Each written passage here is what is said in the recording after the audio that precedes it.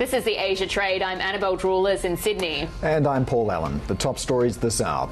Asian stocks set for gains with cooling US inflation bolstering prospects for more decisive Fed cuts next year. Micron's solid outlook helping support AI names as the S&P 500 halts a four-day slide. The Bank of Japan expected to hike its key rate today to a three-decade high, with investors watching for clues on Governor Ueda's plans for 2026. And Nike shares fall in late trade as weakness in China and the Converse brand overshadows a quarterly sales beat. Well, just open for trade here in Australia. It looks like we're a little bit higher at the open. We've got the ASX better by about 0.4%. A couple of names we're watching in there as well. Keep an eye on uranium stocks today. India has just announced that it's overhauling its nuclear laws to seek to boost growth, decarbonise its power grid as well. So there might be some opportunity for some of those names there. Deep Yellow better by 1.5%. Paladin better by 3%. Also watching shares in Macquarie. They're up 1.25%. This is despite Macquarie being ordered to pay a $35 million fine for misleading conduct. Over 73 million short sales being misreported between 2009 and 2024. Now let's have a look at Nikkei futures because it is a big day in Japan. We're going to get CPI numbers a little bit later on this hour, but we're counting down to the Bank of Japan meeting today. All economists surveyed see the rate going up, see tightening. This will be the first increase since January and take rates in Japan to the highest in 30 years, Belle.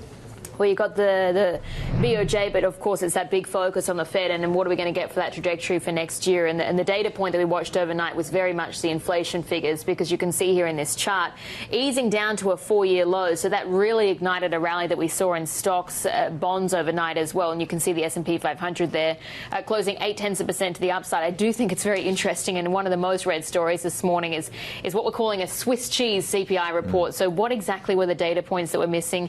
And is this sort of masking really the true state of the economy? But let's bring in, for more on this, our Bloomberg senior editor, Brian Fowler, and also our Markets Live strategist, Brendan Fagan. And Brendan, we'll start with you then on that CPI front from the US. What was in the report and what did it tell you as well about the state of the US economy? Well, it tells you that the disinflation process is ongoing, but it's just not at the state that this report suggests. There are a lot of things missing, hence there are a lot of computational decisions made for October inflation to be at zero. You're looking at airfares, you're looking at shelter was a big one. Newly appointed Fed Governor Stephen Miron has notably said there will be shelter disinflation, just not at this rate. That is the big takeaway from this report, that it's a little bit misleading in that you're going to have to look at the December and the January prints to get a true tell on the inflation in the United States. But it does show the disinflation process is ongoing, just not as fast as this report may suggest. Brian, we've also got CPI numbers coming out of Japan later today, just ahead of that Bank of Japan meeting. I mean, everyone's expecting the rate to go up. This has been so well telegraphed. But what do we anticipate around the commentary, the path ahead, and are today's CPI numbers going to play into that at all? Yeah, well, today's CPI data, Paul, are going to show that the core gauge is, even if it's not the 3% as estimated, it'll be well above 2%, and that will extend the streak to 44 straight months when that gauge has been at or above the BOJ's 2% target. So the CPI data will definitely just give another green flag for the rate hike. At this point, it's pretty much a done deal. Ueda has communicated very clearly in recent weeks that it's coming, and that shows that he learned a lesson. You'll recall that in July 2024, when the BOJ hiked, markets were taken by surprise, and we had a bit of a meltdown here and globally. And Ueda has since learned his lesson. When we had the last hike in January, he telegraphed that very clearly, and he's done the same this time. So the big focus isn't really so much on the hike today, but what comes next in 2026. And we'll be looking for any sort of hints as to where Ueda sees the terminal rate or where he sees the neutral rate.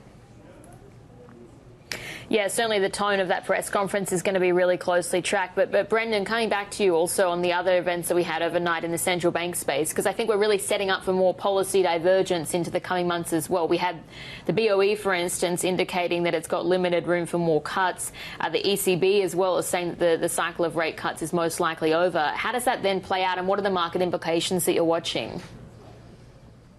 Well, the interesting thing is that it seems to be a great time to be a macro trader or a macro strategist, that everybody seems to be going on their own paths. But if you look at it from the currency perspective, and even from the bond perspective, volatility is at recent historic lows.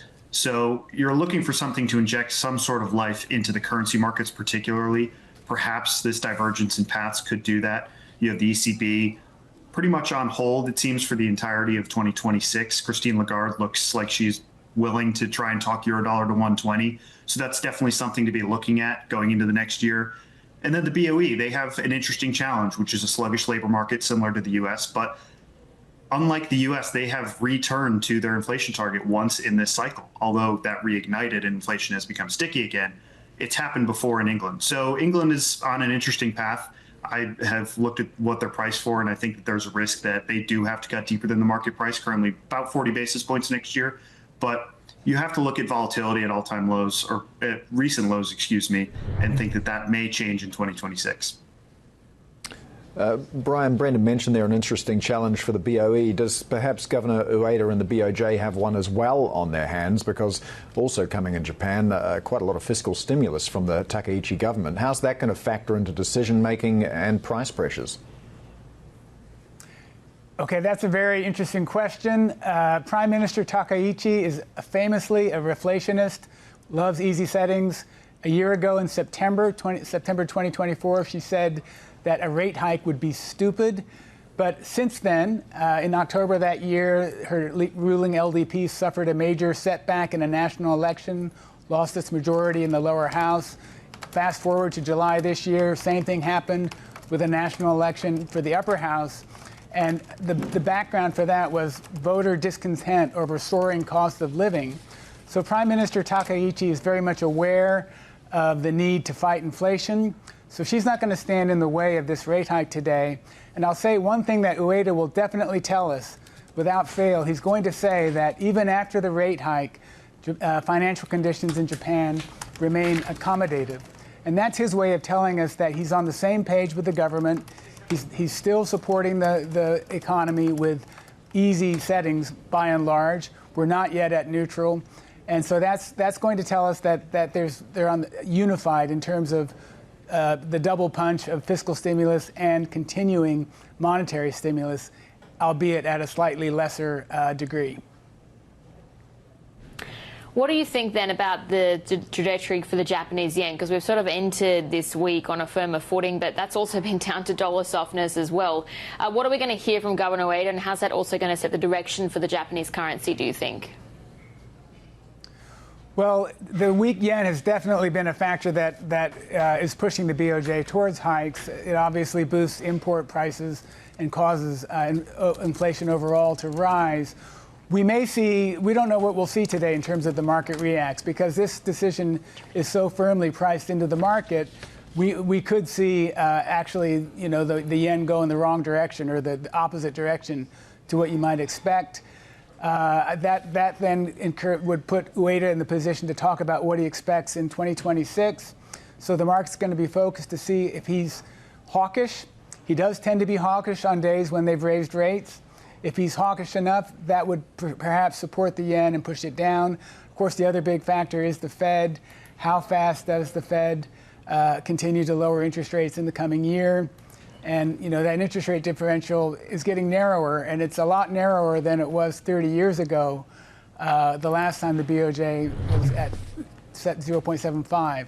But is it narrow enough to strengthen the yen? We'll have to see. Brendan, what does all this mean for markets? Because as Brian was explaining there, a lot of this is already priced in. What's going to be the key catalyst outside of central bank action? Well, I think the big thing here is that today might not mean much for the yen, because the yen still has one big structural problem, and that's a deeply negative real rate profile. And that's the yen's biggest challenge here. If you look at a chart, we've basically round tripped over the last year. So if you're looking at it from the yen perspective, I think just a pickup in volatility is what can get that trade going, but what can also spook markets elsewhere. And we've seen that in the tech trade play out over the last couple of weeks here in the States.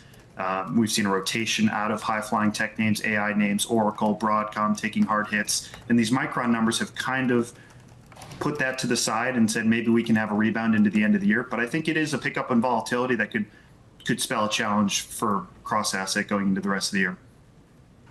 All right, Bloomberg senior editor Brian Fowler and MLive strategist Brendan Fagan there. Thanks so much. And subscribers can also turn to the terminal for more on the BOJ decision. TLive Go, TLIV Go, that's your function for the latest updates, plus commentary and analysis from our expert editors. Coming up on the Asia trade, we will get the outlook for fixed income in 2026 with Pendal Group. M&G Investments tells us why they remain constructive on Asia's largest three markets. And JP Morgan Securities previews today's BOJ rate decision. All that coming up later. Much more ahead. This is Bloomberg.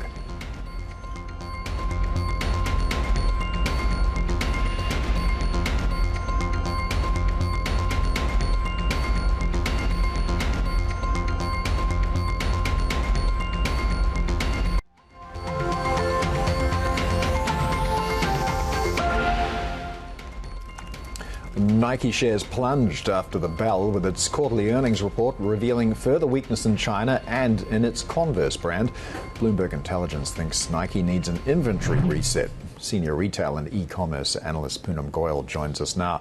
So Poonam, some good revenue there, but a lot of weakness in some of the other closely watched metrics. What were the key takeaways? Takeaways were essentially they're doing better domestically in North America, so that's a great sign.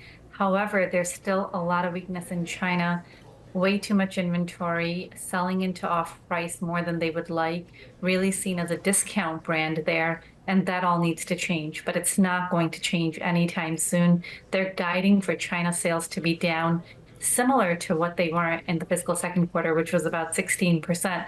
So that's really where the concern is. Is China going to recover, and if so, when? Yeah, and I have to say as well, Paul and I were just discussing earlier the weakness in the Converse segment in particular, and we both love our Converse, so we're clearly behind the eight ball in this one. But what are they doing in terms of turning this around, and also how long does that strategy look like? Because to your point, in North America at least, it seems to be working a little bit. Yeah, so when we talk about China, I think it's going to take some time. We may not see anything in their fiscal 2026, likely a 2027, 2028 initiative. On the Converse side, getting Converse right is important, but I really think what's more important right now is getting China right. So if I had them focus on one thing right now, it would be how do you fix China? I think everywhere else, for the most part, the bigger parts of the businesses, they are moving along and they are showing signs of a turnaround in place. What about as well the relationships that they're trying to rebuild with some of their retailers after that sort of failed attempt, I guess, at more of the direct-to-consumer strategy? How's that going? It's going great. They re-entered a lot of wholesale relationships in the past year, and they are performing well. We saw that in the wholesale numbers this quarter. Sales were up 8%. That's up against an estimate of about 3%. So clearly outperforming. Nike is back in wholesale doors. There is new inventory flowing there, and consumers are responding well to it. Poonam, thanks very much for joining us. That was our Bloomberg Intelligence senior retail and e-commerce analyst, Poonam Goyal, there on Nike's latest numbers. That plunge we're seeing in late trade and mainly down to the weakness in its China business. But let's get more on the corporate front this morning, because TikTok says it's signed deals to create a US JV that's majority owned by American investors. An internal memo from CEO Shuo Chu tells employees that agreements have been made with Oracle, Silver Lake and MGX. The US joint venture will operate as an independent entity in data protection, algorithm security and content moderation. Oracle shares rose after hours on the news. Shares of Trump Media jumped in the US. That's after the firm announced it will merge with fusion power developer TAE Technologies in a transaction valued at more than $6 billion. The combined company plans to begin construction next year on the world's first utility-scale fusion power plant. Trump Media is the company behind True Social. And the Trump administration is facing a Tuesday deadline for declaring whether Chinese drone maker DJI Technologies poses a national security threat. The president earlier signed an executive order targeting what it calls foreign control of America's drone supply chain. If DJI doesn't get clearance, thousands of machines deployed by police and fire departments may be grounded. UBS closed higher in Switzerland. That's after sources told Bloomberg the bank will begin a new wave of job cuts in mid-January. We're told another round of cuts will follow later in 2026. That's as UBS switches off computer systems it acquired when it took over Credit Suisse. The bank's entering the final year of integration with its former rival, which it bought in 2023. We'll have more ahead on the Asia trade. This is Bloomberg.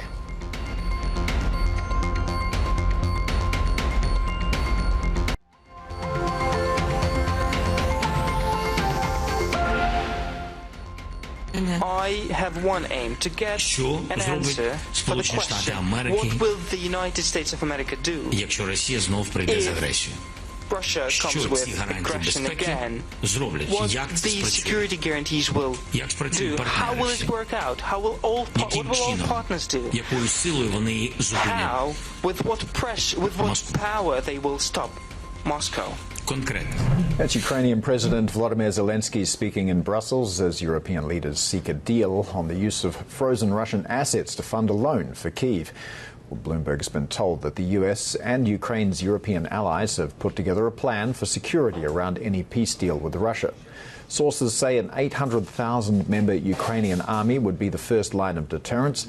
The US would provide intelligence, and a European coalition would station troops behind the front lines. Ukraine's president says Washington will make the plan legally binding with a vote in Congress. Bell. Yeah, and a key component of Europe's support for Ukraine is the approval of a $106 billion loan backed by frozen Russian assets. Belgium is where almost all of those assets are located, but it's resisting the plan as EU leaders gather in Brussels. The EU Foreign Affairs Chief, Kallas, told us it's vital the loan is approved. We have to. Putin is banking on us to fail, and we can't give him that. And so what gives you that sort of confidence in terms of getting there? Do you think that have you heard anything from the Belgians? Do you think that there is the sort of will there? We've heard Friedrich Merz in the last couple of days really throw his weight behind this. Is that going to be helpful? Well, there are a lot of European leaders who are supporting this, and of course also addressing the concerns that Belgium has. I mean, over the last weeks and days, there have been a lot of negotiation. Yeah. Hopefully we'll get there. President Costa has said that we are not leaving the meeting until we have a deal. How long the meeting will last, that is a question. So I guess you'll be locking the doors. In terms of the agreement, we're hearing now from the Belgian Prime Minister speaking before Parliament. He appears to be doubling down on this idea that they're still very resistant to using the Russian assets. Is there a path that excludes Belgium that would touch those assets? Is that on the table? Well, Belgium has the majority of the assets, so I think many member states have also said that they want to be confident that Belgium feels comfortable with the solution. But as I see it, Belgium is under a lot of pressure from Russia, from all of Europeans, also from United States. And in order to, release that pressure, we should do the European legislative proposal, because then it's Europe that is responsible, all of us responsible, and it takes the burden off Belgium. But this is something I think I found very confusing from the very beginning. The Belgian sort of concerns about this seem very, very reasonable, and of course 27 member states, or let's say 25, backing up 140 billion euros doesn't seem impossible. It's hard for me to understand really the crux of what is at issue here, because this seems like a reasonable concern and something that the EU is really eminently able to resolve. Absolutely. Yeah. And that's why I think, again, if we have the European proposal, then Belgium is just abiding the law. So anybody who has anything to say against can go to court against the European Union, which means that everybody, all the European countries are liable. And I'd like to sort of frame this in a much larger context and how you see this, because I think it's very hard, no matter how you feel about the Russian assets, to hear every day for 4 years from European leaders how important it is to support Ukraine, and then the moment of leverage for the Europeans, really their last remaining point of leverage on the Russian assets, unable to get it over the line. What does that say about European power and about sort of cohesion within Europe if they're not able to get this over the line, just given the rhetoric we've heard for the last 4 years? Well, it shows that we are 27 very strong democracies. I mean, and in democracies you have discussions and debates, and everybody comes with their domestic issues as well. But I think, also we have had some very difficult moments in the past, but eventually we all come together and come to the decision. Considering that Belgium's concerns also have been addressed recently, I really truly hope that we get this over the line.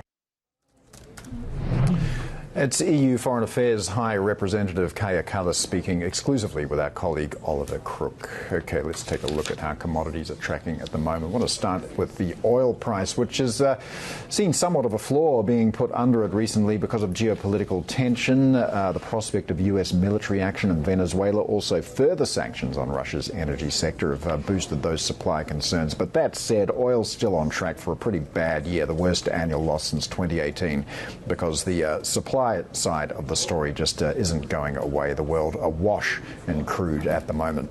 Now take a look at the iron ore price as well. That's holding on pretty strongly, still above $100 per tonne. And we've had a fresh set of forecasts from the Australian government today about iron ore and gold prices as well. It's seen the country boost its forecast for commodity export earnings, so that's likely to support the bottom line for the government going forward.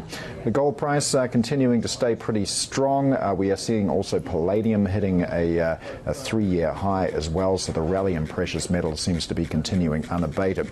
Something we don't really talk about that much is uranium, but uranium stocks in Australia at the moment having a little bit of a moment.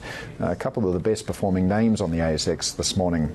Paladin Energy up about 4.4%, Deep Yellow up by almost 4%.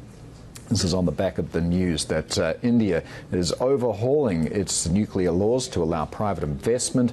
This is going to abolish the state monopoly in atomic power generation, and all of this, of course, aimed at not just boosting power capacity, but decarbonising the grid. The goal here to have 100 gigawatts of nuclear power capacity in India by 2047. Doesn't mean anything, doesn't mean nothing at all for Australian uranium stocks. Well, they're rallying today anyway, and that's the best explanation I can find for it. Well, I like it, Paul. I'm buying it. But, of course, we are counting down to the BOJ decision coming up later this morning, and we've been watching that very closely. I think, of course, the hike is very much in the cards already for today, but it's that big question around what do we get in terms of the guidance of where rates go from here. I mean, the signalling that we get in terms of the capacity to continue hiking rates, maybe we'll get the next one in April of next year. But inflation figures, of course, are due out in just a few moments. So it's how much is that going to really be adding into the equation? Yeah, and inflation is going to be interesting to watch going forwards as well, because Takeda, which is, Abenomics version 2, really set to take hold in 2026. So the big spending plans from Sanaya Takaichi it could move the dial when it comes to CPI. But of course, another thing to watch is the yen. It's really just been stuck in that 150 to 155 range for about a month now. What catalyzes it to break out in either direction? Well, we might hear a little bit of news on that today when Governor Ueda speaks. Yeah, certainly we're watching that. And to your point around the Takaichi government, I think that is sort of one of the key points of friction. Are they going to be able to be normalising rates when you do have a government that's been very clear that it even wants to have further fiscal support for households, for instance, even though we're actually seeing fairly strong consumption numbers in the country as well. But yes, that BOJ decision is going to be coming up in a couple of hours from now. We've got that BOJ presser to look out for as well. And just that key question, we get that hike, what do we get in terms of the guidance on the rates? Maybe April, as I said, could be the next one to watch. Also be interesting to watch the movement on yields as well, because it feels like every time we have a bond auction in Japan, everybody bites their nails and then it goes really, really well. So we'll talk about that a little bit more as well with our next guest, Amy Shear-Patrick at Pendle. That's coming up soon also. We have more ahead on the Asia trade. This is Bloomberg.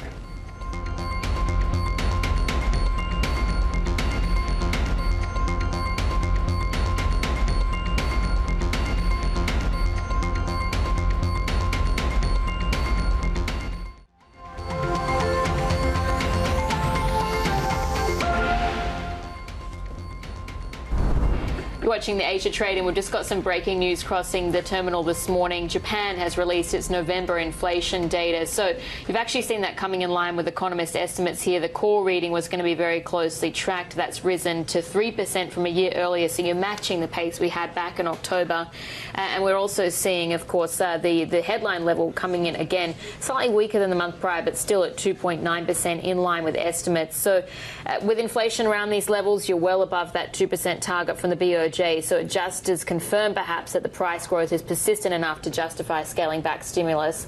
But of course, we've got that BOJ expectation, 25 basis point hike in the cards for today? Yep, you'd be very brave to bet against that happening. It's pretty much a done deal. Let's take a look at how Treasury futures are tracking at the moment, because, of course, we had CPI in the US coming in at, well, a 4-year low, core CPI, so that does appear to clear the way for further Fed easing. The market certainly liked that, and there on the right of your screen you can see that correlation between Treasuries and that soft inflation print, yields following the CPI lower.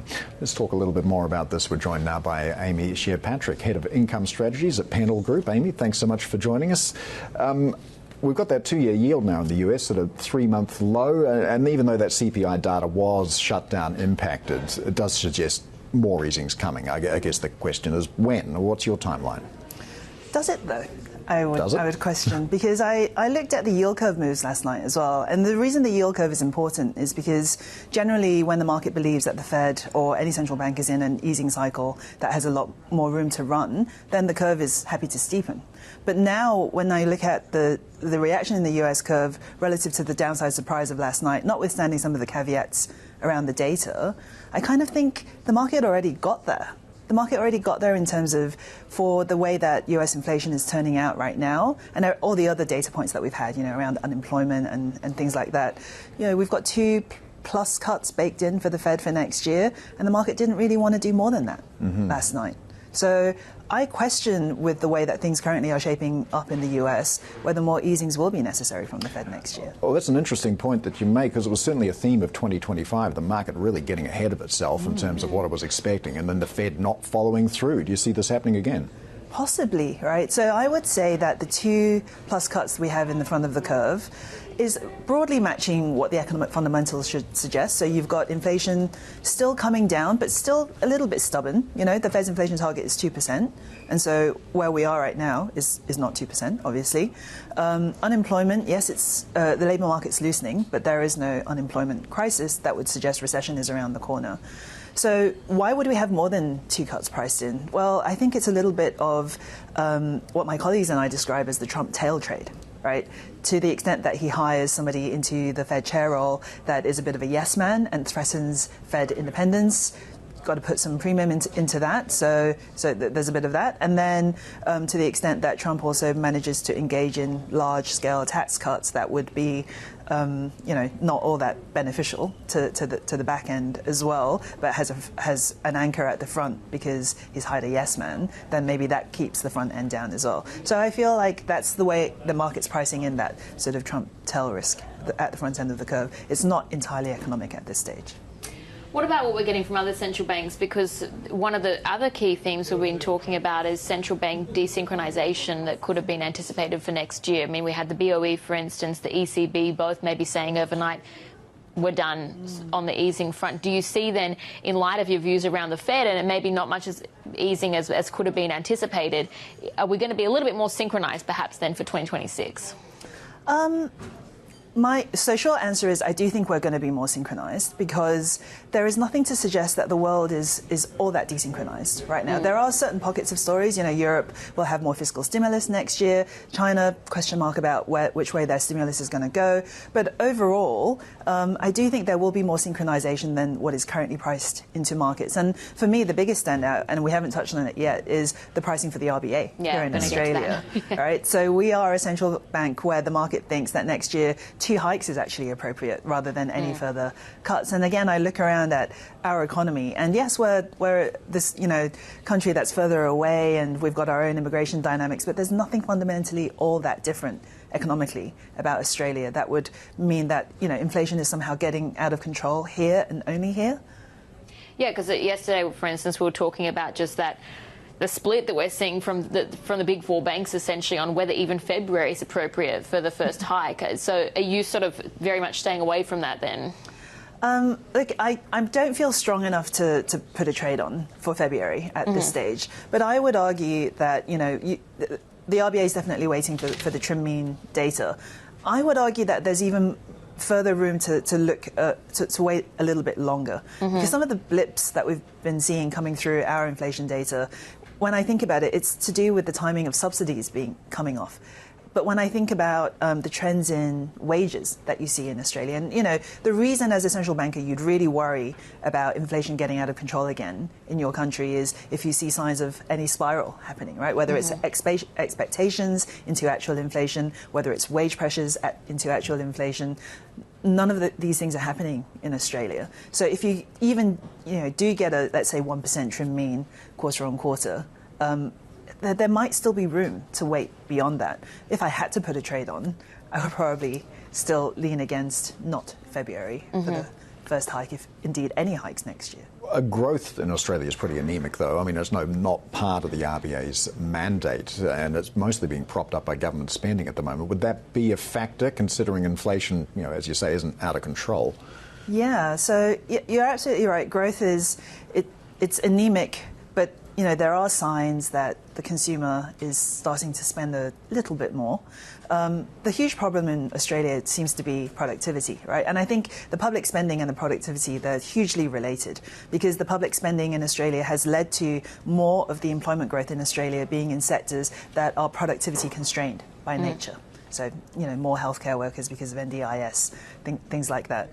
And as a result, we're not seeing proper investment in Australia into areas that can actually be far more productive. Now, on the other side of the pond in the US, they have been more productive, but is that productivity story being now offset by the fact that Trump's immigration policy is causing, the cheap and perhaps undocumented labor that was propping up those productivity numbers in the US to now shrink and reflect the real productivity underlying in the US as well. Okay. Well, look, we better talk about the big event of the day, which of course is the Bank of Japan. I mean, no one's expecting anything other than a rate hike, but where to from here is the next question. They're waiting a terribly long time between rate increases. Are we going to be waiting until the end of 2026 before we see the BOJ move again? I'm not an expert on Japan, so let me say that up front. But I would say that it's reassuring that the market is so unanimous in its expectations of a hike. Because when I look back a year ago, in August of 2024, the market certainly did not have a positive reaction to the Bank of Japan's hike. But yet, the Bank of Japan taking a very long view. Yes, inflation is above its target, wildly above its target. Does need to be seen to be doing something about it. But on the other hand, if they had adopted an average inflation targeting view, they should be pretty happy with how things are going right now. I wouldn't be rushing if I were the Bank of Japan, taking it slow, maybe not one hike a year, but maybe, a couple of hikes a year probably could be appropriate. And then in terms of, other questions around managing the stability of the currency, probably the volatility of the currency rather than the level of the currency, better signaling, better coordination with fiscal as well could help along the way. I have no strong views about after today when the next hike is going to come. Okay, maybe April 2026 could be the next one as well, if you take that cadence every 6 months that's been sort of suggested. But what about the speaking of the currency? I mean, one currency pair we've been watching is the Japanese yen versus the yuan as well. And what are you thinking about the Chinese economy and as well what the yuan's signalling, but also the outlook for stimulus? The Chinese economy has been really interesting this year, and especially when you put it against, for example, how the MSCI China index has been doing this year. So this year's been another year of a lot of hope about what Beijing will do for the Chinese economy in the wake of the property bubble bursting. And yet, a lot of talk, not a lot of stimulus. Yet the equity market has actually done pretty well in China this year. So I think it's a tale of two halves. The equity market is probably a reflection of this is what happens to markets when expectations are so dire, when so many people have given up on a growth story. You don't need a lot of stability. You don't even need growth for the equity market to be able to perform. But on the actual policy side of things, I mean, I've wanted again and again to have a trade on where you bet that yields will rise in China. But I still think it's too soon for that trade. Every time we've had some momentum in Chinese government bond yields selling off, some policy disappointment comes through. I think that ultimately for Beijing, what they need to come to sort of grips with is how much of a fiscal lever they're willing to pull without it affecting the property market, which obviously they don't want to again, such that they can convince Chinese consumers, who are the real weapon here in terms of the next part of the Chinese growth story, to take over that mantle from public to private and move forward, then Beijing's nowhere near comfortable in engaging in that sort of helicopter money stimulus, in my view. Okay, so if you're not quite having enough conviction around Chinese and also around Australia, just mentioning there with the RBA, what is your strongest conviction call for next year then?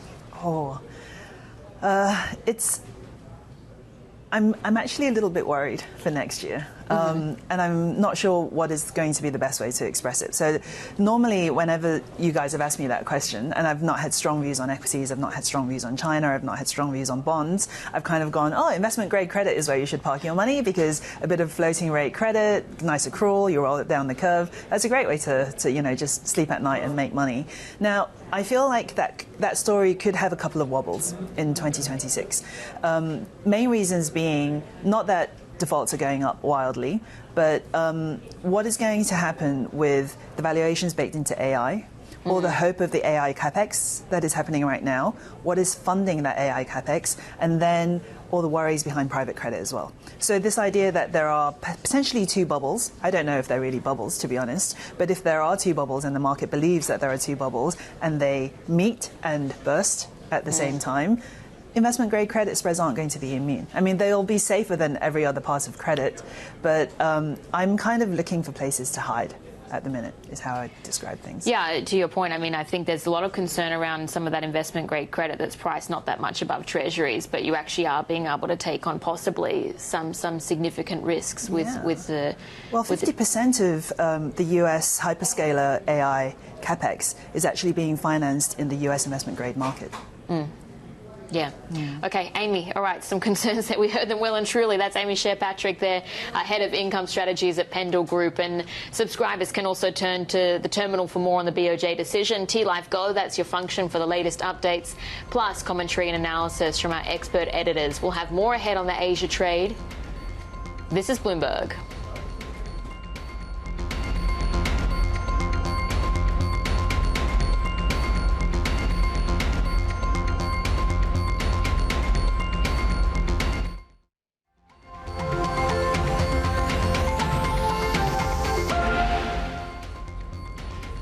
President Trump has signed an executive order that aims to return astronauts to the moon.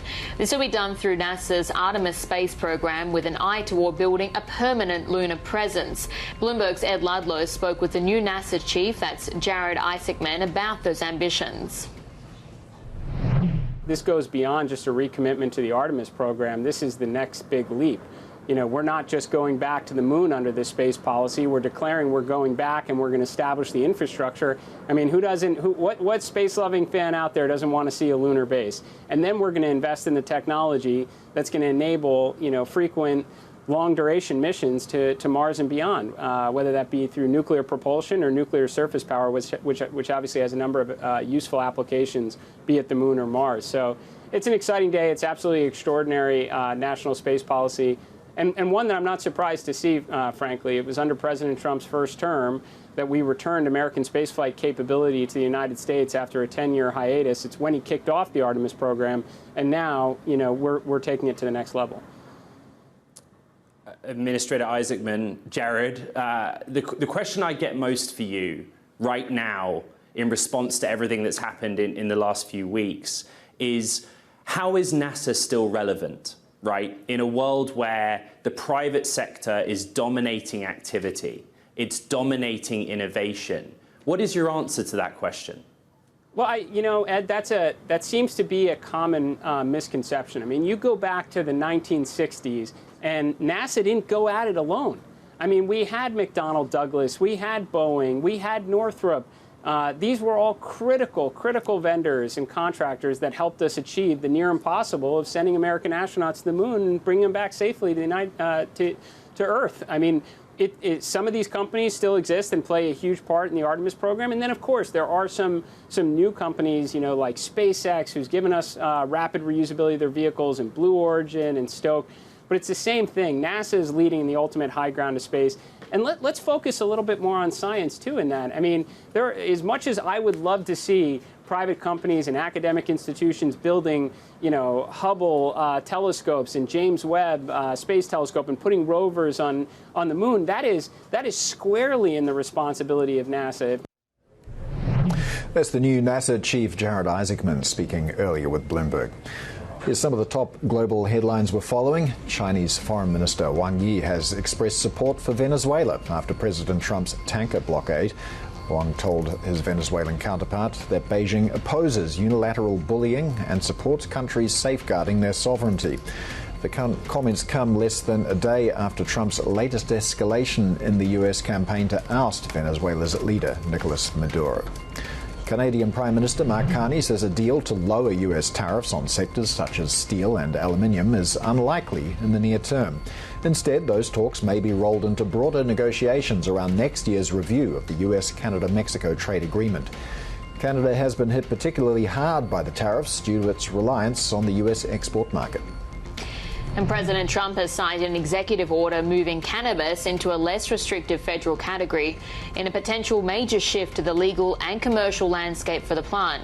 The order instructs the Justice Department to move cannabis to Schedule 3, that's for drugs with accepted medical uses and lower abuse potential. Marijuana is currently in the highest class alongside heroin and LSD. I want to emphasize that the order I am about to sign is not the legalization, or it doesn't legalize marijuana in any way, shape, or form, and in no way sanctions its use as a recreational drug. It has nothing to do with it. Authorities have identified a person of interest in a shooting at Brown University, including a potential connection to the later killing of an MIT professor in the Boston area. Sources say investigators have identified a rental car which may be connected to the Monday murder. CBS also reports an arrest warrant has been issued for a suspect in Saturday's Brown shooting, which killed 2 people and wounded 9. We'll have more ahead on the Asia trade. This is Bloomberg.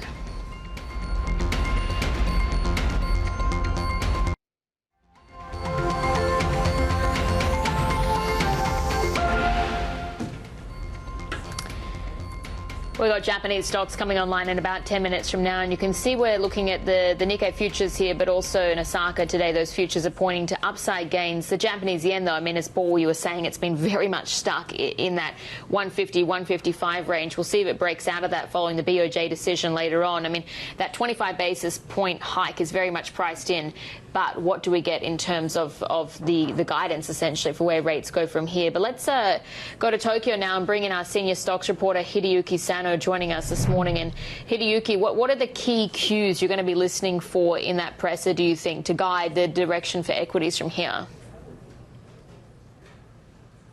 Good morning, Annabelle. The Bank of Japan is almost unanimously expected to raise interest rates to 0.75% from the current 0.5%. So that's almost priced in. So the focus is really on any signals from the BOJ on the path of further tightening after today's likely rate hike.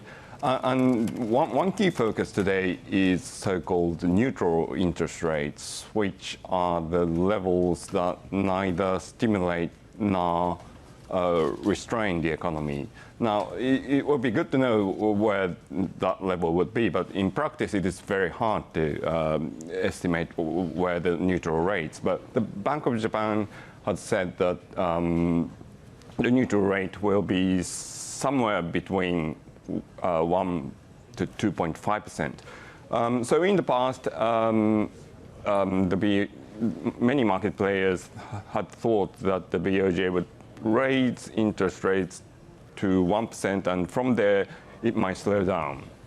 Now, but the expectation has shifted a bit in recent weeks, and now many investors are expecting the BOJ to keep raising rates until it reaches 1.5%. So that seems to be pretty much what market is expecting at this moment, but any indications on neutral rates could affect many asset prices, including Japanese stocks. So, Hideyuki, the BOJ has been pretty clear in telegraphing what's going to happen today. We also know that there's fiscal stimulus coming from the Takeda government as well. So one imagines a lot of this is already priced in. So with that in mind, what's going to be the catalyst for Japanese equities next year? Yeah, I mean, it's a very tough question. At the moment, I would think that most market players are comfortable with today's rate hike. That seems to be pretty much priced in, and investors are also expecting a little bit of further policy tightening in the coming years, and that probably is not going to cause any shock in the Japanese equity market. Of course, people still remember the fact that Japanese share prices tanked after the BOJ's rate hike last year. But very few people, and there are some people who still worry about a repeat of such a scenario. But my impression is that that's a minority view at this point. And the Japanese equity prices seem to be doing okay for now, although there are worries about AI spending, etc. So people are getting a little bit cautious, but at least most people, we could say that most people do not expect the BOJ's tightening to derail the rally in Japanese equity prices. All right, Bloomberg senior stocks reporter Hideyuki Sano. We are counting down to the open in Japan, also Korea at the top of the hour, so just about a little under 5 minutes away. This is how we're shaping up at the moment. Looks like we're setting up for a positive session. We're already well underway here in Australia, better than a tune of 2/3%. Stocks in the US did, of course, get a boost as core CPI came in at the lowest we've seen in 4 years, which well, it increased bets that we might see some more Fed easing in 2026, although our last guest, Amy Shear-Patrick, thinks so. Prepare for disappointment. S&P futures, meanwhile, looking pretty flat. So we do have the market open in Seoul and Tokyo coming up next. Stay with us for that. This is Bloomberg.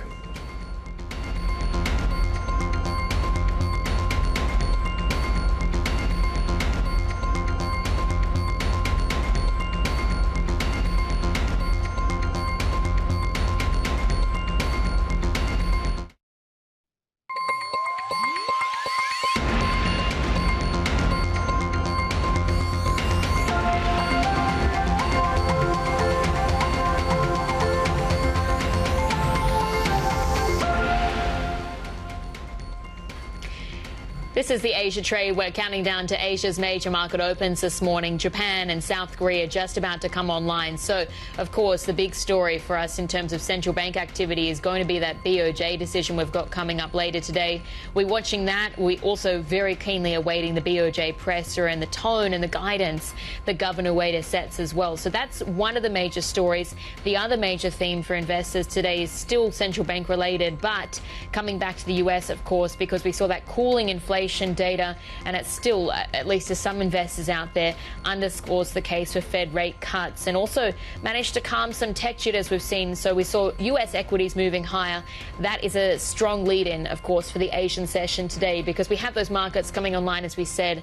Japan and South Korea just starting to trade this morning, and you have the Nikkei 225 reversing yesterday's losses here, guiding 0.8% to the upside. But as we said, it is that focus on the BOJ decision. We are widely expecting them to raise their benchmark rate to the highest level in 3 decades. We just had the inflation figures out in the last 30 minutes or so, again, confirming that need for a hike. 25 basis points is what's priced in right now. But as I said, it is that guidance we're going to be tracking very closely, and when we may see the next hike, perhaps as soon as April of next year. And what will the neutral rate be as well? What's the guidance we get on that? Could it be perhaps even above that 1% mark, 1.15% or 1.5% instead? Japanese yen, we've seen it very range-bound around that 155 level. Again, we will just be watching all of these assets closely. But let's turn now to what we see in Korea today, because, as I said, the story overnight was very much around the US inflation data. We saw it cooling. Yes, this is also being called a Swiss cheese report, essentially. Quite a few holes in there relating to the government shutdown, particularly in the October figures. So that did perhaps skew the numbers, but still the expectation is we do see Fed easing into next year, and that reignited some of the moves higher for equities. We also saw moves in bonds off the back, and as I said, we had some stronger moves in the tech space in particular overnight. So you've seen the Kospi here very correlated to what we see from the Nasdaq, and it's up 1.3% in the early moments of trade. Let's shift now to what we're seeing in the Treasury space as well, because as I said, those moves that we had in bonds, we're seeing little movement here right now, but again, that focus on US inflation data boosting those Fed rate cut bets. Joining us now, though, is Vikas Pershad. He's Asian Equities Portfolio Manager at M&G Investments. So, Vikas, how did you read through the US inflation data, and what does it tell you as well around the outlook for equities and bonds going into next year? Good morning, Annabelle. It's not just the most recent headlines, but looking back to the Fed decision from earlier in the month, it does seem like the signal is that this era of post-COVID cheap money is over. There's a higher floor to interest rates. Of course, that will have an impact on asset classes around the world. Our focus is on Asian equities, for which we are constructive heading into 2026. But just because the calendars will turn from one year to the next doesn't mean that a lot of the issues that we've been dealing with this year will end. Conflict around the world, bond volatility will have an impact on equity markets, and the tech sector, the developments between China and the US, which you've done a lot of work covering. So that will continue, but we remain constructive on Asia across sectors. It's not just the tech sector. We see opportunities up and down the market cap curve and across the whole region. Okay, let's talk about those opportunities. Are there any specific sectors? Because, of course, we've seen so much emphasis, and I've had so much emphasis on tech, but many people have been talking about that rotation away that we see into value, for instance. What stands out to you? Well, if we look at South Korea as an example, coming into this year, we had made South Korea one of our core overweights. And what is encouraging to us is the dispersion of opportunities that we're seeing, the dispersion of returns, which is great for active managers. If we look at how we've positioned the portfolio among the South Korean names over the past 2 to 3 months, we have lowered our exposure to the AI derivatives, whether it's memory, semiconductor prediction equipment, or some of the materials that go into that supply chain, and more into autos, cosmetics, consumer names. We're seeing a lot of opportunities there just in South Korea. Same thing goes for Japan. Same thing goes for China. In India, the market has underperformed the rest of the region. However, you have the busiest IPO market in the world, 1,000 IPOs in the last 4 years. There's no Mag 7 in India, but after all these IPOs, there's nearly 7,000 listed companies. So in effect, you have a Mag 7,000 for active managers, which is very encouraging for long-term investors who do their homework. Are there any names that stand out to you in India in particular? A lot of people have been talking to us about their outlook for India next year and really seeing it as well as a bit of a diversification opportunity, particularly if you do see a pullback in the actual Mag 7 in the US. Yes. So our view, if we take a step back for a moment, our view is that the convergence that we saw between the US and the rest of the world, particularly between the US and Asia, that should resume. It's hard to put a timestamp on that, on when exactly that will happen. But over the next few years, we believe that should resume. India should be part of that. India is the only major market in the world that has kept pace with U.S. equities over the past quarter century. This year has not been that case, but over the next few years, we view Indian equities as a long-term compounding story across sectors. If you look at our portfolio, it's a premiumization-heavy sector. So real estate, hospitals, higher-end cars, services. That's where we are overweight. We are underweight staples still. We are underweight IT services still for many reasons. But there's a lot of reasons to like Indian equities. We don't think that anything that has happened this year has lowered the trajectory of Indian equities over the long term or Indian earnings. There's a trade deal still to be done.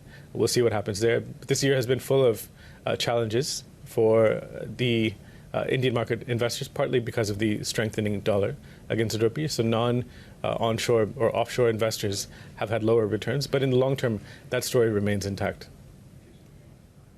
What about Japan? Because there's been such a big focus around corporate governance reform and the benefits that brings really for the equity space. Do you see that extending next year? Very much so. We're not at the beginning. I often get asked, what inning are we in for this corporate governance transformation underway in Japan? And we're not in the first inning or the second, but we're not in the later stages. This is going to last for a long time. We had the benefit of having a nice interaction with the Japan Exchange team earlier this week, and I got quite excited hearing what they had to say. We are very constructive on the Japanese equity market, from small caps to large caps. Just before this segment, Paul was asking about what will drive Japanese equities next year. One of our foundational views is that stocks follow earnings, and earnings growth in Japan over the next few years should continue to be in the 8 to 10% range. When you layer on top of that buybacks, increasing dividends, increasing dividend yields, that adds to the return. So it's quite plausible that over the next few years, you continue to get double-digit returns from Japanese equities. And then within that, given the breadth and depth of that market, there are plenty of opportunities for active managers to find dispersion and to find alpha. Vikas, just hold that thought for a moment, because we just want to mark one of the big movers so far we're seeing this session. It's actually in the pharma space. This is Takeda Pharmaceutical that's just announced that its oral psoriasis drug has proved safe and effective in late-stage trials. So a bit of a milestone effort to try and treat that incurable skin condition and of course, offset looming revenue pressure for the company as well. I know that the pharma space is one that you're watching, but you haven't really been compelled to grow it yet within your portfolio. Why are you watching it, and why not add it at this stage, do you think? Well, I'm glad you asked about the Japanese pharma sector in particular, because relative to the Chinese pharma sector this year, especially earlier this year, it has been left behind. The earnings growth has been subpar. If you look at the pipelines for many of these Japanese pharma companies, the stories are still a few years out. And when you compare that to an AI story or some of the corporate governance transformation stories in Japan, then the payoff is further in the future.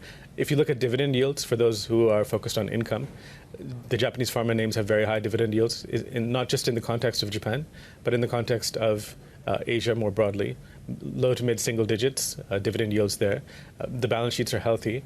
There is still a lot of duplicative R&D. So the OPEX part of the margin structures of these companies is still a little bit heavy.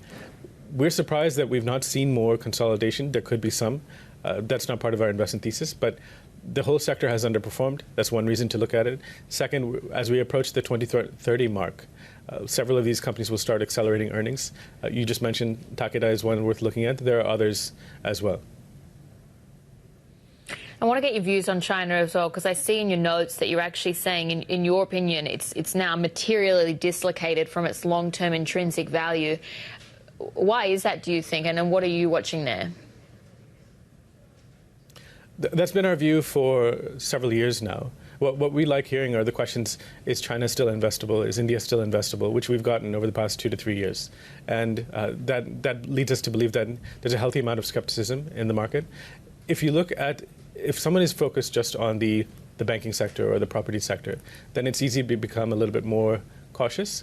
But if you look at deep tech in China, if you look at the developments in AI, in humanoid robotics, in EVs, in renewables, in the consumer space, in logistics, there's a lot to look at in China. Balance sheets are clean, dividend yields are high, cash as a percentage of market cap remains high, there is earnings growth. And in that context, the valuation multiples are below fair. They're dislocated. So we have allocated more capital to the Chinese equity markets over the last 2 to 3 years, and we remain very constructive on that. It's not just a tech story, it's not just a property story, it's a much broader and deeper market than that. Yeah, so what's the sort of upside potential you see for next year? Because, I mean, we have seen a strong performance this year, really. Even the last few sessions, we've started to see this economic fears or woes really start to feed into equity prices. Well, the benefit for us is that we don't invest in the market. Of course, we look at how the benchmarks are doing and how constituents are doing relative to the benchmark, but we invest in single stock companies, bottom up. We're looking for non-correlated esoteric bets, and we find a lot of those in China. So the consumer sector, there was an IPO recently of a logistics company from the JD Group. That is something that we participated in. That's something that we're excited about, that whole space. Logistics, we remain excited about. But then more broadly, renewables, the EV supply chain, AI hardware. There's a company that came public earlier this week, which you've been focused on, Meta X. We might see more of those kinds of IPOs in 2026. There's a lot of excitement around AI hardware and AI software in China. And so that's another part of the market that we continue to follow. Yeah, I'm really glad you mentioned Meta X. Of course, it was very notable for that 700% surge or near on its trading debut. But that was Vikas Pershad there, Asian equities portfolio manager at M&G Investments. Thanks for your time this morning. We'll have more ahead on the Asia trade. This is Bloomberg.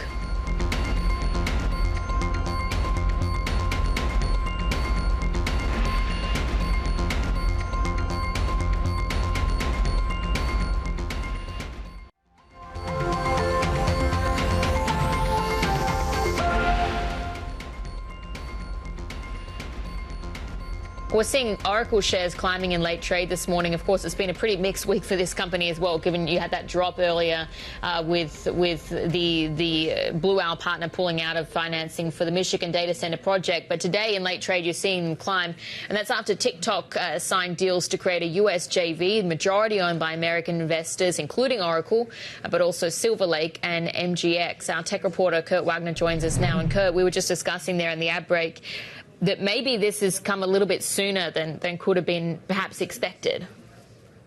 Yeah, well, what we've seen is that there's always this ban deadline, and it feels like in the 48 hours leading up to the deadline, there's a flurry of activity. And then the deadline gets extended. In this case, I wasn't expecting the deadline until late January, and here we are more than a month ahead of that and getting an update. This does largely mirror the outline of a deal that was announced in September. So the structure of this has clearly been in place for months now. My assumption is that it just kind of got over the finish line, which is why we're hearing about it now versus closer to that deadline in January. So we were just showing the Oracle shares there in late trade that are climbing. And as I was saying, there's been a bit of concern for the company this week, particularly around that Michigan data center project, but just generally around the health of its business that we saw reflected in the latest earnings as well. How important is TikTok going to be for them as a customer, do you think? Well, an important customer for sure. Oracle's also going to be an equity shareholder in this new U.S. TikTok, 15% of the company. And if you are a believer in TikTok, if you think this is, going to be the next Instagram or is rapidly becoming the next Instagram, that could be a very valuable equity stake that Oracle has. So important as a customer, important as an investment potentially for them. And so this is certainly good news for a company that, as you mentioned, has had a bit of a bumpy road of late. And just reflecting on the deal as a whole, is this something that's going to attract scrutiny just in terms of national security concerns, or have those been allayed for now, do you think? I anticipate we'll still see some scrutiny because the framework that was announced in September, people were concerned not only with Oracle's role. There had been a prior arrangement with Oracle to kind of do data security with TikTok that had been rejected by U.S. regulators a few years ago. And this is very much the same setup. And so if it was rejected a few years ago, I think there's some concern that maybe just because the framework's in place doesn't mean that it will be approved by regulators. So that's, perhaps the first issue. The other is ByteDance's involvement. So ByteDance, under this new arrangement, owns close to 20% of the new U.S. TikTok. But the law stipulates that ByteDance is supposed to have zero operational, control. So is this a totally passive stake? What's sort of ByteDance's role in this whole thing? I'm not sure if we fully know the answer to that yet. And so, again, I anticipate that critics of the deal, people who think that the president and the administration haven't done enough to enforce the law may come forward and say, hey, this framework that you've laid out doesn't actually follow the law that was passed more than a year ago. Yeah, great points. I think then still a lot of questions really left unanswered. That's our tech reporter, Kurt Wagner, there talking about this TikTok JV that's been signed just in the last couple of hours. But let's take a look at what's happening with equities this morning, because we're just under 20 minutes into trading so far. Watching the Japanese bond space as well, we're seeing a bit of a retreat across the curve in yields today. But and the Japanese yen there, again, just slightly weaker against the greenback this morning. The story is, of course, this expectation around the BOJ meeting coming up later today. 20 25 basis points of hikes very much priced in, but lots of questions as well around what do we get in terms of the guidance for further hikes moving forward and the path to normalising rates. Is that going to be something as well that causes issues essentially with the Takeda government that's been pro-easy policy settings? But let's also take a look at what's happening with European stocks today, because we've just got the futures that are coming online, and you're seeing here that they're moving higher. It does really track what we had intraday in the session, because we saw European stocks closing in an all-time high. That's after the ECB also left its rates unchanged and says that it envisages firmer economic expansion and inflation returning to 2% in 2028, so a strong central bank focus. But also as well reflecting what we had from the inflation figures in the US overnight, because we saw those cooling and certainly setting the stage perhaps for further easing. The British pound there also one to note. We see it fairly steady right now, but we did actually see the BOE as well talking about their rate outlook, and Governor Bailey essentially warning of limited room for more cuts as the BOE eases. But let's also reflect on the ECB decision, given we had Governor Lagarde speaking as well. Take a listen. The economy has been resilient. It grew by 0.3% in the third quarter, mainly reflecting stronger consumption and investment. The pattern of services-led growth is likely to continue in the near term. So that was the ECB president. But let's also, as I said, focus on the Bank of England, because, as I said, it lowered its rates to a 3-year low in a narrow vote. Governor Andrew Bailey told us room for further moves next year is limited, but the central bank will face closer calls on its decisions. I've been very encouraged by the progress that we've made on inflation. I've been saying for some time that it's going to, we had this, what we called hump up this year. I thought it was going to come down, and it has. And the good news is it's actually coming down a bit faster than I think we thought it would. I'm particularly pleased because there's been an easing of food price inflation, which is really very important. I mean, all inflation is important, but we know that food is salient. It's very salient, and of course it hits those on lower incomes a lot as well. I think now that we're on a path where we'll probably be around this level for a few months, but we think that come the spring, April, May time, we should see another quite sharp drop and take us, I hope, to around target. So we're going to come back to target sooner than we thought. So that's encouraging. All of this is very encouraging. And for me, certainly, it was a strong basis to cut today. It's the 6th cut we've made. Now, looking forwards, I do think we'll continue to have something of a gradual downward path. We'll have to judge the evidence, as you know, at every meeting. We'll come back for the meeting at the end of January, early February, and do that. The calls do get closer, but because as we come down, we will approach a level which is going to sort of, in a sense, maintain inflation. It's not going to be too hot or too cold, if you like to borrow that phraseology. It's very hard to know exactly where that level is, but we will approach it. We're approaching that level. We must be approaching that level in a sense mathematically. So the calls will become closer, and I would expect the pace of cuts therefore to ease off at some point. But I'm not going to judge exactly when that is because it's too uncertain at the moment. That was the BOE Governor Andrew Bailey there, and we'll have more ahead on the Asia trade. This is Bloomberg.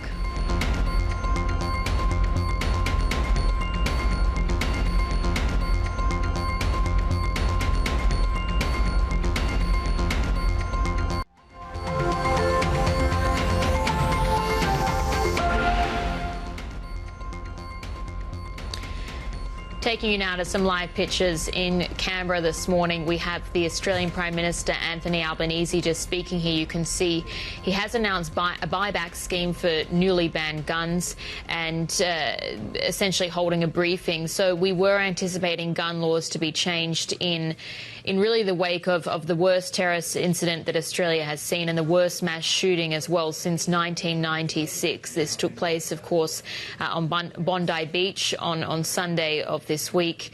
and an anti-Semitic attack, essentially. So in the wake of that, there has been a lot of conversations around whether gun laws would be changed. And what we are hearing, and the exact wording of that announcement, is that Anthony Albanese is saying that the government will establish a national gun buyback scheme to purchase surplus, newly banned and illegal firearms. So this is going to be the largest buyback since the Howard government initiated one in 1996, following, as I said, that Port Arthur massacre that took place in Tasmania. So Australia does, we should already note, have some of the strictest gun laws in place worldwide, but we have seen the government considering limiting the number of guns an individual can own, also looking at further restricting the types of guns that are legal and whether gun ownership should require as well Australian citizenship. But we are as well, just to note, getting a buyback scheme for newly banned guns being announced. So that briefing there is still underway. We'll leave that there, but the other top global headlines that we're following this morning, and President Trump has signed an executive order moving cannabis into a less restrictive federal category in a potential major shift to the legal and commercial landscape for the plant. The order instructs the Justice Department to move cannabis to Schedule 3, that's for drugs with accepted medical uses and lower user abuse potential. Marijuana is currently in the highest class alongside heroin and LSD. I want to emphasize that the order I am about to sign is not the legalization, or it doesn't legalize marijuana in any way, shape, or form, and in no way sanctions its use as a recreational drug. It has nothing to do with that. Bloomberg's been told that the US and Ukraine's European allies have put together a plan for security around any peace deal with Russia. Sources say an 800,000-member Ukrainian army would be the first line of deterrence. The US would provide intelligence and a European coalition would station troops behind front lines. Ukraine's president says Washington will make the plan legally binding with a vote in Congress. Chinese Foreign Minister Wang Yi has expressed support for Venezuela. That's after President Trump's oil tanker blockade. Wang told his Venezuelan counterpart that Beijing opposes unilateral bullying and supports countries safeguarding their sovereignty. The comments come less than a day after Trump's latest escalation in the US campaign to oust Venezuela's leader, that's Nicolas Maduro. Canadian Prime Minister Mark Carney says a deal to lower US tariffs on sectors such as steel and aluminium is unlikely in the near term. Instead, those talks may be rolled into broader negotiations around next year's review of the US-Canada-Mexico trade agreement. Canada's been hit particularly hard by the tariffs due to its reliance on the US export market. As we go into the break here, taking a look at what's happening with equities this morning, because we are seeing the Nikkei pushing higher 0.7%, the Kospi likewise in the green. I mean, it is an up arrow story today, and that follows what we had with the US session overnight. We saw stocks and the rally in those really being ignited, snapping a 4-day losing streak after we saw inflation cooling back down to the lowest level we've seen in a few years. And again, reinforcing these bets around further Fed easing going into next year. We'll have more ahead on the Asia trade. This is Bloomberg.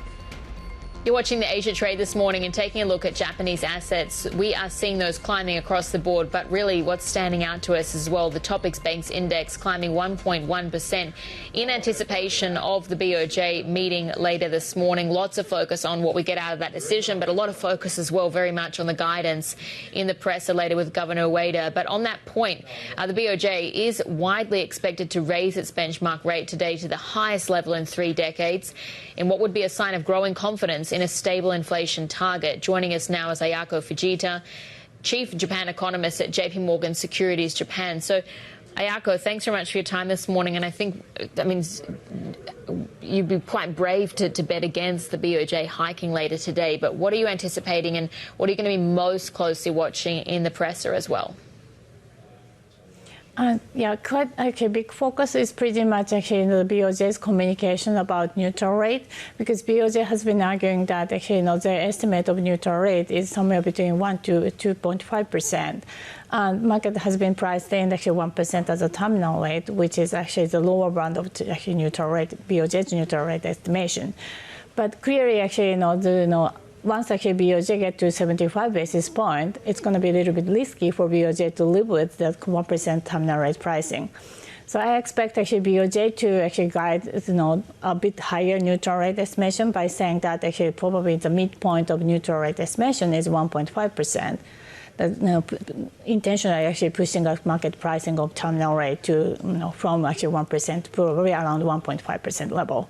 So those kind of communication is quite actually important for this time. So I'm very much actually focusing on actually how actually Ueda will talk about neutral rate estimation. So then if he guides a bit higher on the neutral rate, what will that tell you then about the path and the pace of policy normalization? Pace, actually, BOJ is likely to stick on the every 6 months pace because the bar for BOJ to accelerate the pace of rate hike seems to be quite high, because Japan has been living in a low interest rate environment for decades. So BOJ might prefer to wait until actually they get more confidence that actually additional rate hike may not affect the domestic economy quite negatively. So to assess those kind of impact on one or more rate hike, actually BOJ might need probably at least actually close to actually around 6 months pace. So sometimes actually BOJ could get a little bit earlier, but every quarter hike seems to be unlikely. What are the economic data points, though, that you think that they watch most closely? Because on that front, I mean, we had the inflation figure that's out earlier today, for instance, still showing inflation well above that 2% target. We see consumption holding up as well. What are the indications that they need to be more confident? I think actually, the BOJ does not necessarily have very strong data because, the current level of interest rate is still actually very accommodative.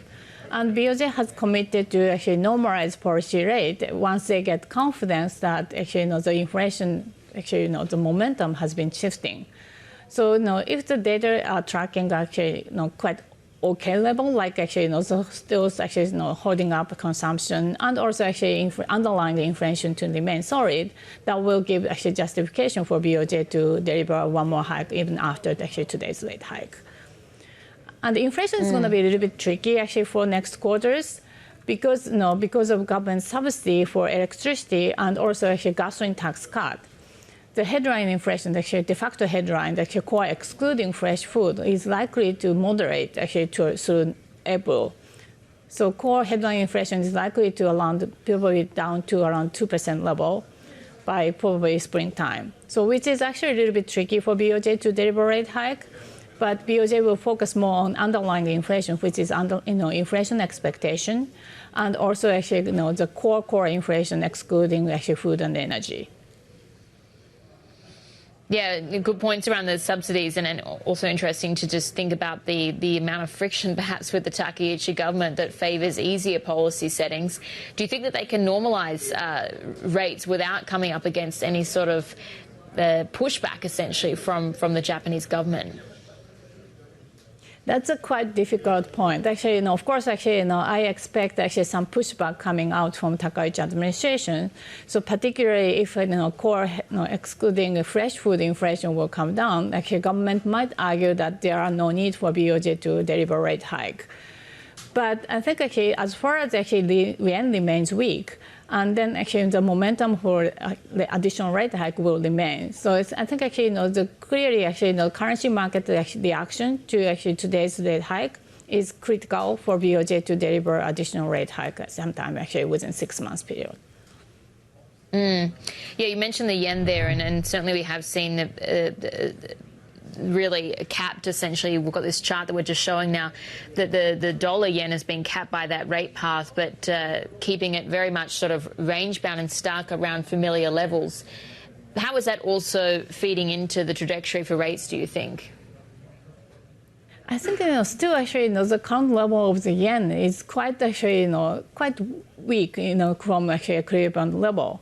So as far as actually yen remains close to 160, I think the pressure for the government to actually tackle on this yen problem is probably emerging. So of course, actually additional yen weakening is pretty much support BOJ's rate hike. But if we don't see any meaningful adjustment to the level of the yen, that is also actually provides some justification for BOJ to deliver rate hike.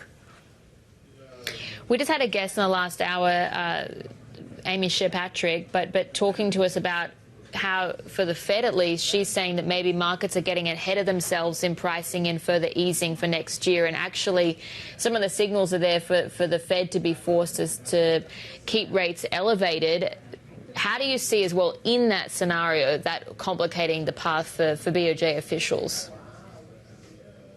Clearly, actually, that will complicate BOJ's scenario. But then also, if actually Fed will not actually deliver additional rate hikes quite aggressively, that will push dollar yen higher. So I think this will really push BOJ to deliver rate hikes. So that's actually the kind of main scenario probably for BOJ to think of right now. So in this environment, particularly 2026, different from this year, the yen pressure will easily come up compared to this year. So I think of course, political pressure will remain and probably gets higher compared to this year for next year. But on the flip side, the currency pressure can easily support BOJ's rate hike for next year. All right, Ayako, thanks so much for your time this morning. That was Ayako Fujita, the Chief Japan Economist at JP Morgan Securities Japan. And subscribers can also turn to the terminal for more on the BOJ decision coming up later today. We'll have the presser as well, all the commentary from that being analysed rather. But T-Live Go is your latest function for the updates, plus commentary, and also the read-through from our expert editors. So we'll have more ahead on the Asia trade. This is Bloomberg.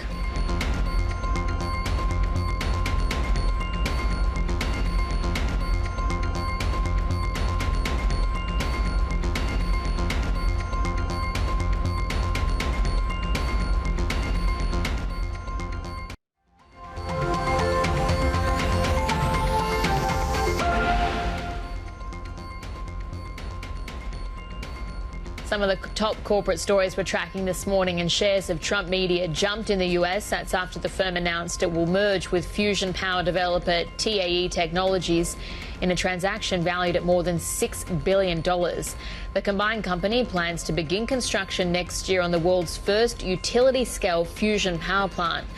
Trump Media is the company behind Truth Social. The Trump administration is facing a Tuesday deadline for declaring whether Chinese drone maker DJI Technologies poses a national security threat. The president earlier signed an executive order targeting what it calls foreign control of America's drone supply chain. If DJI doesn't get clearance, thousands of machines deployed by police and fire departments may be grounded. UBS closed higher in Switzerland. That's after sources told Bloomberg the bank will begin a new wave of job cuts in mid-January. We're told another round of cuts will follow later in 2026 as UBS switches off computer systems it acquired when it took over Credit Suisse. The bank is entering the final year of integration with its former rival, which it bought in 2023. Bloomberg's learned that Elliott Investment Management is approaching asset managers and other institutional investors in Japan, trying to enhance a bid to take Toyota Industries private. Let's bring in our Asia investing reporter, Lisa Du. So, Lisa, Elliott seems to have been very active with a number of different companies lately, but what are they planning, or what are they trying to achieve here, possibly with Toyota Industries? Yes, hi. To give a little bit of background on the deal, obviously Toyota Industries, this is a company that makes forklifts, auto parts, part of the Toyota group of companies. And it's in the middle of a 4.7 trillion yen deal to go private with a company led by Akio Toyoda, who is the scion of the Toyota family. Now, this deal has drawn a lot of criticism from investors because they feel like the offered price to take it private doesn't accurately reflect, the value of Toyota Industries, the company. And obviously, this kind of movement, among investors gained further further momentum last month when we found out that Elliott had taken a stake in Toyota Industries, kind of with the same view that obviously the offer price to take this company private doesn't actually reflect the value. Now what we've learned is that Elliott has been meeting with domestic asset managers and institutional investors in Japan kind of to push the similar view on them. Obviously, all of this kind of further throws kind of whether this deal can be successfully completed into further scrutiny. Yeah, there's certainly criticism, though, from investors that we've seen. What have been some of those that are being levelled at the deal? So one of the main things is, Elliott's very focused on the shares held by Toyota Industries. In Japan, there's a system of cross shareholdings where a lot of publicly traded companies will hold shares in other publicly traded companies. And they're very focused on the shares that they hold. And in the months that the deal has been announced, the value of the top 10 cross shareholdings held by Toyota Industries has gone up 30%. And they're very focused on that. Just that in itself, they think should take the offer up higher is the view that we've heard from Elliott. And so that is one of the big focus things. The other things, obviously, this, part of the picture of this deal has been, it's in line with many of Japan's corporate governance reforms, but many of the investors who are on this deal feel that it doesn't there hasn't been enough transparency and disclosure about why the pricing for this Toyota Industries, how the pricing for Toyota Industries was arrived at. Okay, maybe underpricing it. So what should we be watching for next then, do you think? Obviously, the deal was announced in June, but actually the tender offer for it won't start until at least February. It's been delayed a bit. So obviously that is in the coming month, we'll be very focused on, what might happen, from Toyota Group side, if there might be any movements to raise the price. Obviously, another thing to focus on would be the share price of Toyota Industries. The offer price for the company was 16,300 yen, and it's actually, the stock has traded above that since August, and so a lot of people will be, very focused on, what will happen with that deal. Lisa, thanks very much for your time this morning. That was our Bloomberg Asia investing reporter, Lisa Du there. And let's shift to a broader stock check this morning because we've got Japanese equities about 45 minutes into trading. You're seeing the Topix Banks Index there far outpacing the gains that we're seeing for the Nikkei 225, but certainly a reflection of the anticipation around that BOJ decision later today. What is also leading some of the gains is tech stocks, actually, because we saw a surge in the tech space in the US overnight, and that was after we had as well US inflation cooling, so boosting those bets around Fed easing. But you are seeing the likes of SoftBank, for instance, 2.3% to the upside. Let's stay in the tech space because shares of the Japanese cable maker Fujikura have surged more than 1,300% over the last 2 years. And that's as the explosion of new data centers creates strong demand for its products. But there's now a big problem.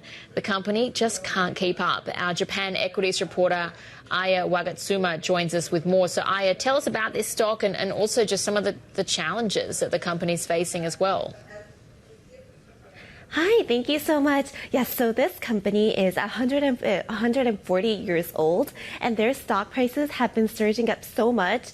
Last year, they were on top of the Nikkei 225 as the top performer year to date, and this year as well, they've been performing really well. Their stocks have been surging so much, and as you said, they're up more than 1,300% in over 2 years, which is a great way to be able to look into this stock. And this company is a picks and shovels kind of stock where they are a cable wire firm that is for AI data centers. So as there are more AI data centers coming up and getting built, they need these kinds of cable makers to be able to provide for these data centers.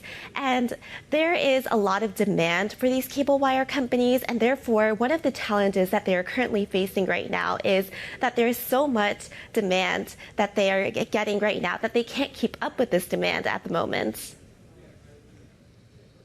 So what's the company doing about it then? It's certainly an interesting challenge, I guess, for the business. Yeah, I mean, right now they're planning to seek more investment with new funding, and they will be announcing this in May as well in their midterm. And this they're trying to ramp up their supply at the moment in their new their existing plants at the moment. And one of this company has been selected by the U.S. to supply as much as $20 billion for the cable wires at the moment. So they do need to, they're currently trying to ramp up their production. Yeah, as you said, this is a company that's really important for the build out of data centers. So given it has these constraints, what are the broader implications? So the broader implications is that they are a cable wire company, but at the same time, they do supply to these AI data centers. And there is so much demand at the moment for these AI data centers that there has been a bottleneck for these suppliers. It's not just Fujikura at the moment, but there's also been, a lot of need for electricity, cable wires, and just demand overall in general. So there has been a bottleneck for these companies. And right now, there has also been concerns about the AI bubble, and and a lot of people have been cautious about this as well. So they are considered one of the AI semiconductor play kind of companies. But for Fujikura, we can say that they also supply to companies like Apple and companies like Toyota for their cable wires. So they don't only rely on AI supply and AI data centers at the moment. So they do have a lot of investors do continue to like Fujikura as one of the companies that have a wide, diverse range of ways to be able to supply and be able to have a lot of demand for their company. Aya, thanks very much for your time this morning. That was Aya Wagatsuma there, Bloomberg's Japan equities reporter. We'll have more ahead on the Asia trade. This is Bloomberg.